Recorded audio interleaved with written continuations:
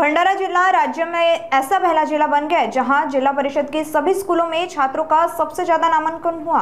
लेकिन चिंता की बात यह है कि इन स्कूलों में लगभग 800 शिक्षक पद खाली है, जिससे छात्रों की पढ़ाई बुरी तरह प्रभावित हो रही है। इसका सीधा असर छात्रों के भविष्य पर पड़ रहा है और उनका शैक्षणिक नुकसान हो रहा है। आइए सुनते हैं इस पर जिला प्राथमिक शिक्षण अधिकारी रविंद्र सोनटक्के का क्या कहना है। सर, जिल्हा परिषद भंडारा अंतर्गत प्राथमिक शाळांचा विचार केला तर जवळपास 441 पदं रिक्त आहेत आणि माध्यमिक शाळांमध्ये 213 पदं म्हणजे माध्यमिक आणि उच्च माध्यमिक शाळांमध्ये आमच्याकडे रिक्त आहेत। आणि या ठिकाणी ही जी रिक्त पदं आहेत, या रिक्त पदाचा प्रश्न सोडवण्यासाठी जिल्हा परिषद स्तरावरून सुद्धा काही उपाययोजना जिल्हा निधीतून आम्ही केलेल्या आहेत। जसं की आपल्या जिल्हा परिषदच्या हायस्कूलसाठी आमच्याकडे आम्ही आपले घड्याळी तासिका शिक्षक नेमलेले आहेत आणि त्यांना आपण आपल्या जिल्हा परिषदेच्या फंडातून त्यांच्या शाळा व्यवस्थापन समितीमार्फत आपण मानधन त्यांचं अदा करत असतो।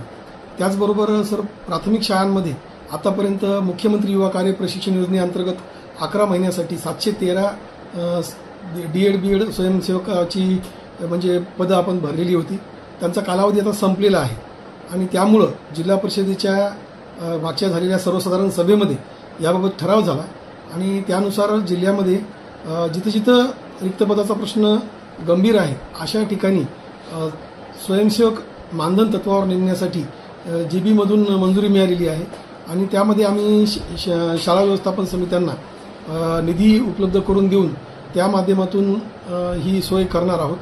त्याचबरोबर महत्त्वाचं म्हणजे पवित्र पोर्टल अंतर्गत आपल्याकडं जे शिक्षक आहेत त्यांची उमेदवारांची आता भरती करण्याच्या संदर्भानं आमच्या बिंदू नामावलीचं काम पूर्णत्वाकडे आहे आणि त्या माध्यमातून आपल्या जिल्ह्याला टीईटी परीक्षेचा निकाल नुकताच लागलेला आहे आणि त्यातून जे उमेदवार उपलब्ध होणार आहेत मग पवित्र पोर्टलच्या माध्यमातून आपल्या जिल्हा परिषदच्या प्राथमिक शाळा असतील, माध्यमिक शाळा असतील, त्याचबरोबर कनिष्ठ महाविद्यालय, उच्च माध्यमिक शाळा असतील, या ठिकाणी नव्यानं उमेदवार उपलब्ध होणार आहेत आणि निश्चितच या उमेदवारांच्या उपलब्धीनंतर आपल्या जिल्ह्यातील जो रिक्त पदाचा प्रश्न आहे तो सुटण्यास मदत होणार आहे।